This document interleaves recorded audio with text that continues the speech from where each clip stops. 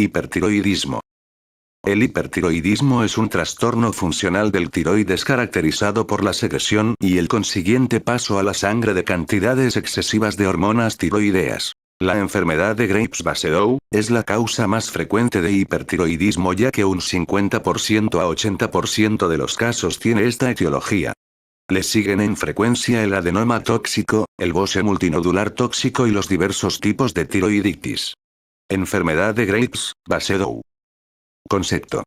Se trata de una afección multisistémica, de patogenia autoinmunitaria, caracterizada clínicamente por hiperplasia difusa de la glándula tiroides con hiperfunción, oftalmopatía infiltrativa, y en ocasiones, dermopatía infiltrativa. La enfermedad es de aparición frecuente. La prevalencia del proceso en Estados Unidos alcanza al 0,4 a 0,5% de la población.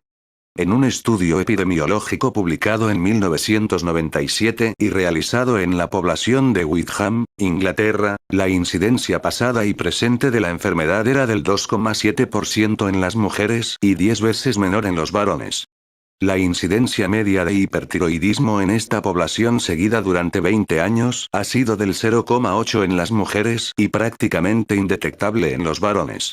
La enfermedad de Graves-Basedow está ampliamente difundida por todas las áreas geográficas y puede aparecer a cualquier edad, aunque lo hace sobre todo en la tercera y la cuarta década de la vida. La incidencia en relación con el género varía con la edad, de modo que después de los 45 años la relación es de 3 a 1 a favor de la mujer, y antes de los 8 años es igualmente frecuente en niñas y niños. Etiopatogenia. Los pacientes afectados por enfermedad de Graves-Basedow presentan en su suero anticuerpos IgG dirigidos contra el receptor de la TSH. Estos anticuerpos, en cantidades muy pequeñas, son capaces de simular el efecto del ligando natural, la TSH, sobre el receptor de la célula folicular tiroidea. La consecuencia de ello es la hiperfunción, con exceso de producción de hormonas tiroideas y la proliferación de estas células con hiperplasia de la glándula. La denominación actual más utilizada es la de anticuerpos contra el receptor de la TSH. Los autoanticuerpos de diferentes pacientes no reaccionan igual con el receptor de la TSH, e incluso algunos de ellos pueden ser bloqueantes y contribuir a la atrofia de la glándula en el mixedema primario.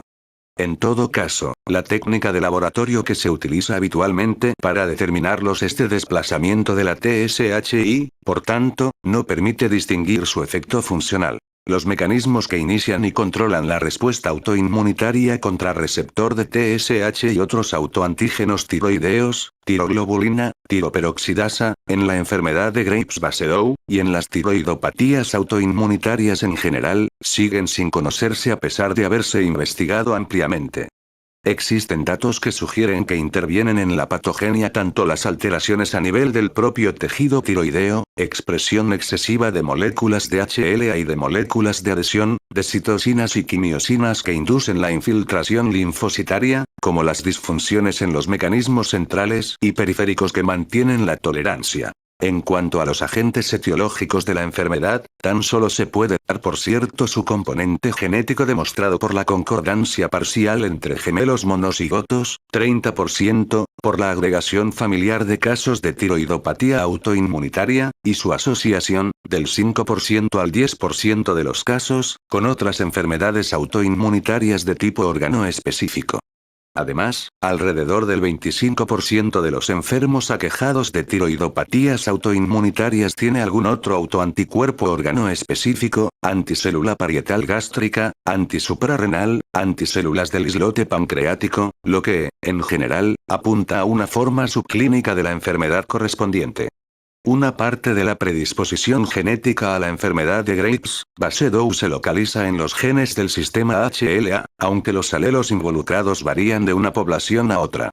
Otros genes, como los de las inmunoglobulinas, los del receptor de antígeno de los linfocitos T, y el gen del propio receptor de la TSH, contribuyen a la predisposición genética a la enfermedad de Graves-Basedow. La discordancia observada entre gemelos y la falta de un patrón claro de herencia han suscitado la búsqueda de factores ambientales que expliquen la aparición de la enfermedad en los sujetos portadores de los genes de susceptibilidad.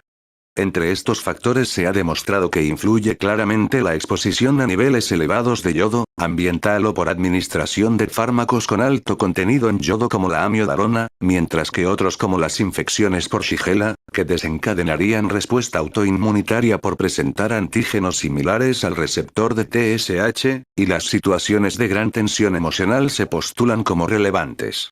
Recientemente se ha demostrado que una tercera parte de pacientes con esclerosis múltiple tratada con anticuerpos monoclonales anti-CD52 presenta enfermedad de Graves.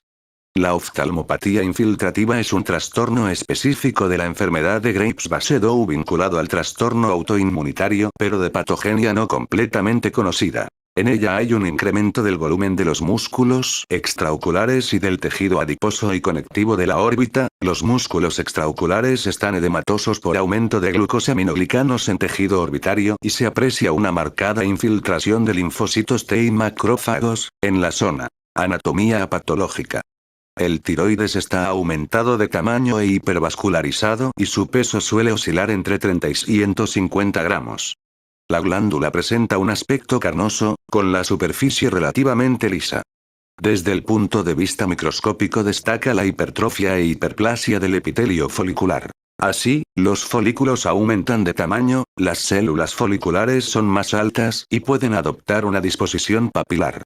La luz del folículo aparece más pequeña y con menos coloide y, en su periferia y en contacto con las células foliculares se observan vacuolas de resorción. Es muy frecuente la existencia de una rica infiltración linfoide. Cuadro clínico. La tríada que caracteriza el proceso está constituida por hipertiroidismo, bocio difuso y oftalmopatía. A esta tríada diagnóstica cabría añadir un cuarto elemento, de aparición muy poco frecuente, que es la dermopatía infiltrativa. La enfermedad se presenta muy a menudo con una forma clínica incompleta o disociada. Hipertiroidismo. El incremento de hormonas tiroideas circulantes, con independencia de su causa, puede producir diversos signos y síntomas por alteraciones funcionales de prácticamente todos los aparatos y sistemas del organismo. Entre las alteraciones generales destacan las relacionadas con una excesiva termogénesis, como un aumento de sensibilidad al calor y sudoración excesiva, caliente y generalizada. Deben destacarse también astenia, poliuria, polidipsia y pérdida de peso, con apetito conservado o aumentado. La piel está caliente y húmeda y hay excesiva sudoración. Puede aparecer prurito y eritema palmar. Algunos pacientes presentan vitíligo y dermopatía infiltrativa y alteraciones de patogenia autoinmunitaria. El cabello se vuelve fino y en ocasiones frágil, y las uñas, blandas y friables. Puede aparecer también onicólisis y atropaquia. En el aparato cardiocirculatorio, la resistencia vascular periférica está disminuida y el gasto cardíaco aumenta como consecuencia del incremento del volumen sistólico y la frecuencia cardíaca. El aumento de esta última es prácticamente constante. El pulso suele ser saltón y la fibrilación auricular muy frecuente, entre un 10% y un 20%, en especial en pacientes de edad avanzada. Los pacientes con enfermedad de Graves-Basedow presentan con mayor frecuencia prolapso de la válvula mitral. Los enfermos refieren a menudo alteraciones del ritmo intestinal. La diarrea intensa es infrecuente, pero son comunes mayor frecuencia y menor consistencia de las deposiciones. En algunas ocasiones pueden detectarse alteraciones de las enzimas hepáticas, principalmente de las fosfatasas alcalinas. En casos graves se observa hepatomegalia e ictericia. Puede aparecer anemia normocrómica y normocítica y también anemia perniciosa. Este último caso representa asimismo la asociación de un proceso de patogenia autoinmunitaria. Las alteraciones de la serie blanca no son relevantes. En casos muy graves pueden observarse esplenomegalia y adenopatías. En el sistema nervioso y muscular, el paciente hipertiroideo refiere nerviosismo, agitación, inquietud, taquilalia, hipercinesia y labilidad emocional. A diferencia de los enfermos angustiados, el hipertiroideo es hiperactivo y solo está limitado por su fatigabilidad, en parte de origen muscular, y agravada por el insomnio que a menudo padece. De forma excepcional, el hipertiroidismo puede producir reacciones psicóticas de tipo maníaco-depresivo, esquizoide o paranoide. La exploración permite objetivar un temblor fino, sobre todo con las manos extendidas, y también en la lengua y en los párpados semicerrados. Los reflejos osteotendinosos son rápidos y vivos. La alteración de la musculatura esquelética es común en el hipertiroidismo. Con frecuencia se limita a un incremento de la fatigabilidad muscular de predominio proximal, pero en ocasiones puede alcanzar notable relevancia clínica para constituir una auténtica miopatía tirotóxica. En las formas graves, el paciente puede estar incluso incapacitado para la marcha. Se ha descrito una asociación mayor que la casual entre la enfermedad de Graves-Basedow y la miastenia gravis, en relación con la patogenia autoinmunitaria común a ambos procesos. Una complicación rara es la parálisis periódica que suele cursar con hipocalemia durante las crisis, predomina en los pacientes varones y se observa casi exclusivamente en individuos de raza oriental. El hipertiroidismo produce diversas alteraciones funcionales endocrinas, pero en su mayoría estas poseen escasa relevancia clínica. Ya se ha citado la aceleración en el metabolismo del cortisol. En el área gonadal pueden producirse también diversas alteraciones. En el varón puede haber una disminución de la potencia sexual que se acompaña en ocasiones, en el inicio del proceso, de un aumento de la libido. En algunos casos se ha observado ginecomastia relacionada con un incremento del nivel de conversión de andrógenos a estrógenos. En la mujer puede aparecer oligomenorrea o amenorrea. La fertilidad está disminuida y, si se produce embarazo, el aborto es más frecuente que en la población normal. El metabolismo de las grasas está acelerado y se detecta incremento de los ácidos grasos libres circulantes e hipocolesterolemia.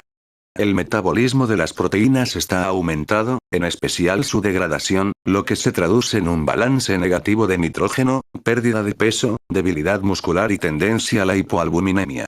El exceso de hormonas tiroideas actúa directamente sobre el hueso favoreciendo su resorción. Este efecto puede traducirse en la aparición de hipercalcemia e incremento en las fosfatasas alcalinas y puede ocasionar una desmineralización ósea. Bocio difuso. El bocio es moderado o pequeño, aunque a veces alcanza un tamaño importante. El incremento del tiroides es uniforme y, en la palpación, la superficie es lisa, y la consistencia, blanda o firme. En caso de aumento de la vascularización, pueden apreciarse pulsaciones por el tacto y un soplo mediante la auscultación. La aparición de bocio es la regla en la enfermedad y, en algunas series, es constante. Según nuestra experiencia, en el 47% de los casos el bocio es palpable pero no visible, y en el 2,5% no se palpa agrandamiento tiroideo. Oftalmopatía. La primera clasificación de los cambios oculares en la enfermedad de Graves-Basedow fue realizada en 1969 por un comité de la American Thyroid Association. En la actualidad, se utiliza una clasificación obtenida de la inicial, tras varias modificaciones y de la que existen dos formas. Desde el punto de vista tanto clínico como patogénico, en la enfermedad de Graves-Basedow pueden aparecer dos tipos muy distintos de oftalmopatía: la no infiltrativa y la infiltrativa. Oftalmopatía no infiltrativa, también denominada oftalmopatía palpebro-retráctil, afecta por igual a ambos ojos y presenta una evolución benigna y paralela a la del hipertiroidismo. Consiste en una tendencia a la retracción del párpado superior. Si es intensa, simula un auténtico exoftalmos, que nunca existe en este tipo de oftalmopatía. Cuando es menos intensa, la retracción puede ponerse en evidencia mediante la exploración del signo de Graefe. Al dirigir la mirada hacia abajo falla el movimiento acompañante del párpado superior y entre su borde inferior y el superior de la córnea queda visible una zona blanca de esclerótica. Oftalmopatía infiltrativa. Consiste en un trastorno específico de la enfermedad de Graves-Basedow no vinculado al grado de hipertiroidismo acompañante, sino a complejas alteraciones de patogenia autoinmunitaria típicas del proceso, que cursan con infiltración del tejido retroorbitario y, a veces, con miopatía extraocular. La oftalmopatía clínica es evidente en alrededor de un 50% de los pacientes, pero la ecografía de alta resolución, la tomografía o la resonancia magnética de las órbitas revelan cambios tales como engrosamiento de los músculos extraoculares y aumento de grasa retroorbitaria en casi todos los pacientes. El dato más característico es la aparición de exoftalmos, que se presenta en una tercera parte de los pacientes y que puede acompañarse de congestión vascular, quemosis, epífora, aumento de la tensión intraorbitaria y paresía de los músculos oculomotores, que causan estrabismo y diplopía. El proceso puede afectar de modo desigual a ambos ojos y su evolución no es paralela a la de la tirotoxicosis, de modo que puede preceder a su aparición e incluso cursar sin alteraciones evidentes de la función tiroidea. Factores que predisponen a padecer una oftalmopatía grave son el sexo masculino, la edad avanzada, el ser fumador y el padecer una diabetes mellitus. Una forma sencilla de valorar el exoftalmos consiste en utilizar el exoftalmómetro de Hertel. Se considera exoftalmos en medidas superiores a 20 milímetros en la raza caucásica y a 22 milímetros en la afrocaribeña. Para valorar las alteraciones motoras características de la oftalmopatía infiltrativa se ha utilizado el signo de Moebius, que consiste en la insuficiencia de convergencia que se pone en evidencia al acercar un objeto a los ojos del paciente. Dermopatía infiltrativa. Solo se presenta entre el 1 al 2% de los pacientes y acompaña casi siempre a la oftalmopatía infiltrativa grave. De hecho, se cree que la patogenia de ambas sería muy parecida. La lesión se caracteriza por la acumulación de mucopolisacáridos ácidos entre los haces del colágeno dérmico y tiene el aspecto de una induración violácea de la piel que, casi siempre, se sitúa en la región pretibial, lo que explica su nombre, pero que en ocasiones afecta al dorso de los pies para formar placas que pueden confluir. La localización en el dorso de las manos o en la cara, aunque posible, es excepcional. A veces la dermopatía infiltrativa se asocia con osteoartropatía con acropaquia tiroidea.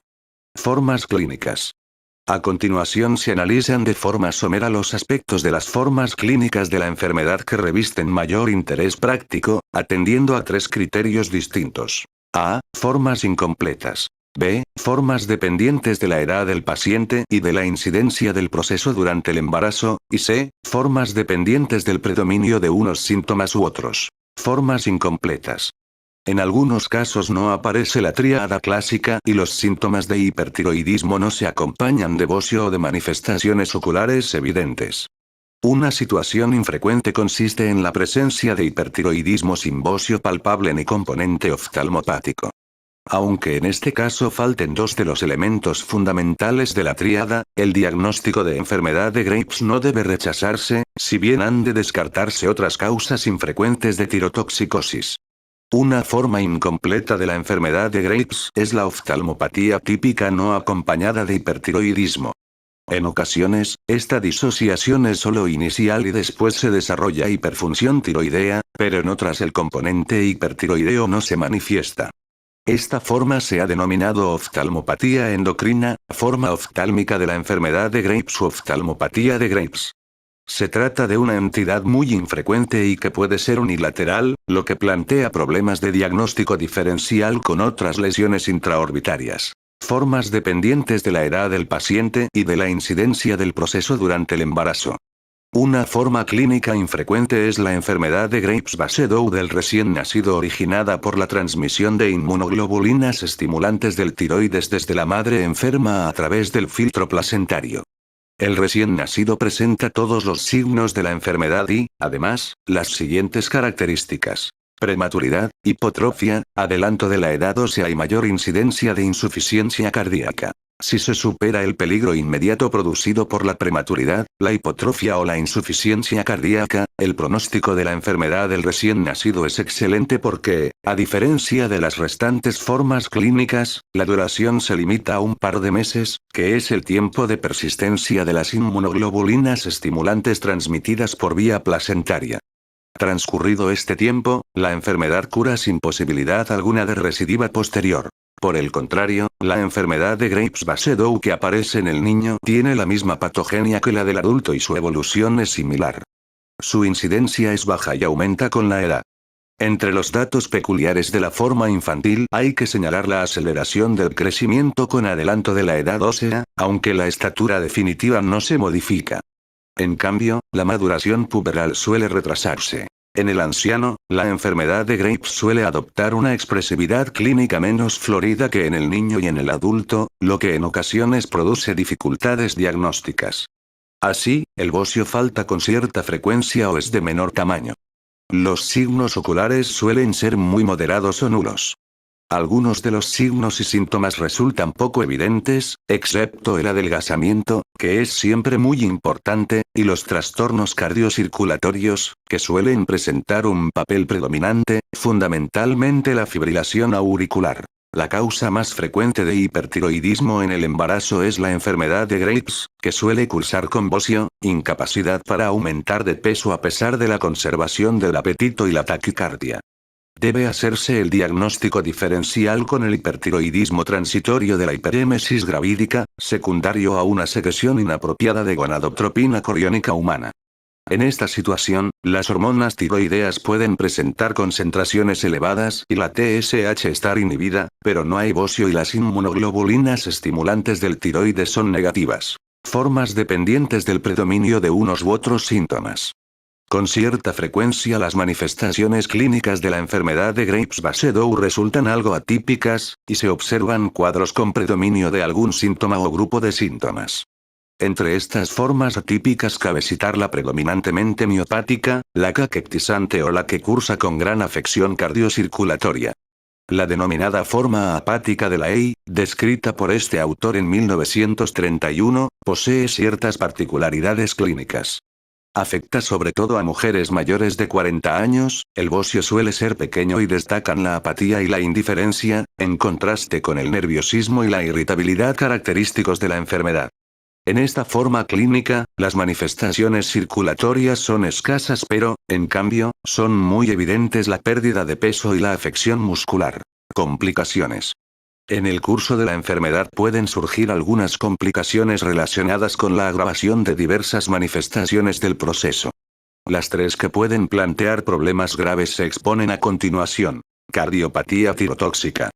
El cuadro clínico de la cardiopatía tirotóxica incide con mayor frecuencia en pacientes con alguna cardiopatía subyacente y está constituido por tres síndromes que pueden cursar solos o asociados. Trastornos del ritmo, insuficiencia cardíaca e insuficiencia coronaria. Los trastornos del ritmo son casi constantes en la cardiotireosis. Se observan crisis de taquicardia paroxística supraventricular, extrasístoles o, con mayor frecuencia, fibrilación auricular o fibriloflúter, paroxístico o permanente, sobre todo en enfermos de edad avanzada. La insuficiencia cardíaca también es más frecuente en ancianos o en pacientes con cardiopatía subyacente, pero está bien demostrado que un hipertiroidismo grave puede ocasionar insuficiencia en un corazón previamente sano. La arritmia completa por fibrilación auricular suele ser el trastorno del ritmo que acompaña al fracaso cardíaco. La resistencia a la medicación cardiotónica constituye un hecho característico. La insuficiencia coronaria, a su vez, suele aparecer en pacientes previamente afectados de cardiopatía isquémica. Exoftalmía maligna.